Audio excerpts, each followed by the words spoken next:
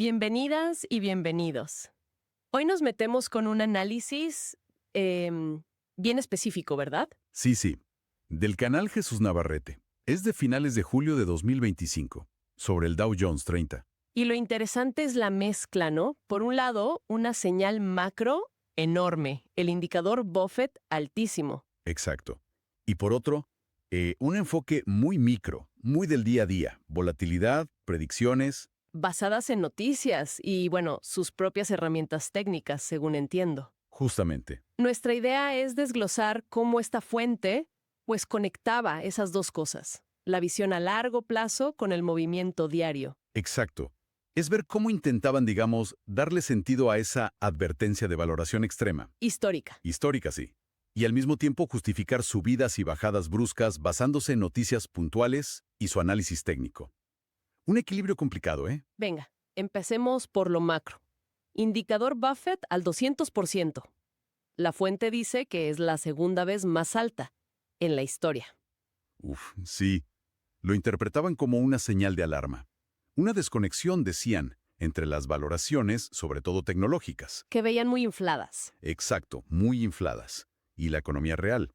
Ojo, no predecían un crash así inmediato. Pero sí una advertencia. Una advertencia seria.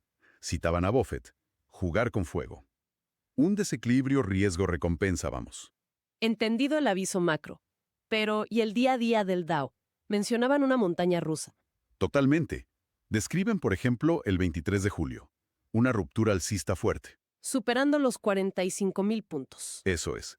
Y la fuente lo vincula directamente a noticias, a lo que llamaron bombas atómicas económicas. Vaya término. ¿Y qué eran esas bombas? Pues anuncios de acuerdos comerciales de Estados Unidos, con Japón y Corea del Sur. Un catalizador muy fuerte, según ellos. Suena potente, sí. Pero parece que no duró mucho la euforia. Al día siguiente, el 24, una caída. Una caída fuerte, sí. Y ahí recurrieron al análisis técnico para explicarla. ¿Qué dijeron? Describieron la vela diaria como una lápida. Es un patrón técnico, ¿sabes? Ajá. ¿Señal de debilidad? Exacto, de debilidad, de rechazo en niveles altos. Y añadieron algo de las bandas de Bollinger. ¿También rechazado ahí? Sí, sugería sobrecompra, que el índice había subido, digamos, demasiado rápido. Vale. Señales técnicas de agotamiento. Pero para el viernes 25, esperaban otra cosa. Sí, ahí cambiaron. Esperaban una apertura alcista, un open gap up. ¿Basándose en qué? En gráficos de corto plazo y en su calculador de Milton, una herramienta propia, parece. ¿Y se cumplió? Según indican, sí. Esa predicción de apertura al alza se cumplió. Volviendo a los acuerdos comerciales, la fuente les daba una lectura geopolítica muy marcada, ¿no? Especialmente sobre Japón y Europa. Muy, muy específica. Para Japón hablaban de un reparto de beneficios, 90-10 a favor de EU en un negocio de deuda. Así lo veían ellos. ¿Y Europa? Para Europa la visión era bastante dura, que el acuerdo era perjudicial. Mencionaban compras forzadas de GNL estadounidense, más caro, más gasto militar. Llegaron a decir que era como una pandemia o una cruz para Europa. Una interpretación muy fuerte, hay que decirlo. Queda claro que es la interpretación de la fuente. Entonces, las noticias impulsaron, pero el retroceso técnico generó dudas.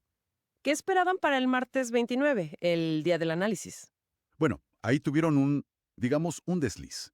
Esperaban un cierre positivo, pero indeciso. Un doji. ¿Y qué pasó? Pues cerró negativo. 204 puntos. La fuente lo llamó fallo de sistema completo. Admitieron el error. Le echaron la culpa a algo. Apuntaron a posibles datos económicos.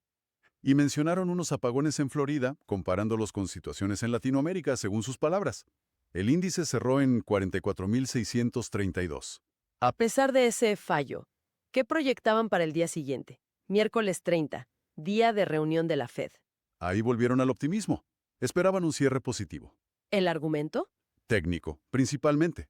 Decían que el mercado estaba sobrevendido tras la caída, que había tocado un soporte, la EMA 9. Una media móvil que usan ellos. Exacto. Y que estaba listo para rebotar. Además, creían que la Fed, bueno, no bajaría tipos, pero usaría un lenguaje cauto. Tipo, estamos revisando. Algo así. Y que el mercado lo interpretaría bien. Hasta dieron una probabilidad con su calculador, 77% para posiciones largas. Interesante esa mezcla de técnico y expectativa sobre la Fed. Y más allá del miércoles. Su idea era que un cierre positivo al 30 impulsaría la apertura del 31 por encima de un rango clave, entre 44.600 y 44.842, ¿Y eso qué implicaba? pues que se crearía la expectativa de volver a buscar el máximo histórico del 23 de julio, ese de 45.016. Lo llamaban el viajero del tiempo. Curioso nombre. Pero metieron una advertencia al final, ¿verdad? No todo era color de rosa. Definitivamente. Y es importante. Recordaban que, bueno, en el contexto de la administración Trump de ese momento, los movimientos del mercado eran erráticos, decían. Impredecibles. Sí, y que los acuerdos comerciales que se anunciaban a veces pues no se cumplían tal cual.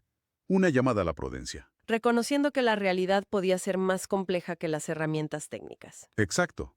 Que la volatilidad real y factores externos pues pesan. Bien, resumamos entonces. Según esta fuente, señal macro de alerta máxima con el indicador Buffett. Sí, Luego, volatilidad diaria extrema, ligada a noticias de acuerdos con interpretaciones muy específicas, muy fuertes. correcto. Y finalmente, proyecciones técnicas alcistas a corto plazo, con sus herramientas propias. Pero dentro de un marco que ellos mismos admiten que es inestable, errático. Exacto. Y esto nos deja pensando, ¿no? Si todo depende tanto, como describe esta fuente, de la noticia del día, del acuerdo específico, ¿qué tan sólida es la tendencia de fondo? Buena pregunta. Sobre todo considerando las tensiones globales que el mismo análisis menciona de pasada, ¿no? Una reflexión clave para seguir observando. Y con eso cerramos esta mirada al análisis de Jesús Navarrete sobre el Dow Jones a finales de julio de 2025.